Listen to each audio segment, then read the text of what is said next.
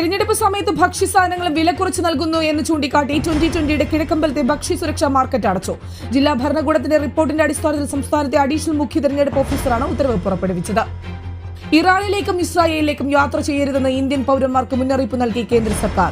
ഇരു രാജ്യങ്ങളും തമ്മിൽ സംഘർഷാവസ്ഥ നിലനിൽക്കുന്ന സാഹചര്യത്തിലാണ് വിദേശകാര്യ മന്ത്രാലയം വെള്ളിയാഴ്ച യാത്രാ നിർദ്ദേശം പുറപ്പെടുവിച്ചിരിക്കുന്നത്. തിരുവനന്തപുരം ലോക്സഭാ തെരഞ്ഞെടുപ്പിൽ ഇടതുമുന്നണിക്കുള്ള രാഷ്ട്രീയ പിന്തുണ തുടരാനുള്ള PDP കേന്ദ്ര കമ്മിറ്റി തീരുമാനം PDP ചെയർമാൻ അബ്ദുൽ നാസർ മഅദനി അംഗീകരിച്ചു. ശ്രാവണ മാസത്തിൽ മാംസാഹാരം പാചകം ചെയ്യുന്ന വീഡിയോയുമായി പ്രതിപക്ഷം വിശ്വാസികളെ അവഹേളിക്കുകയാണെന്ന് പ്രധാനമന്ത്രി നരേന്ദ്രമോദി.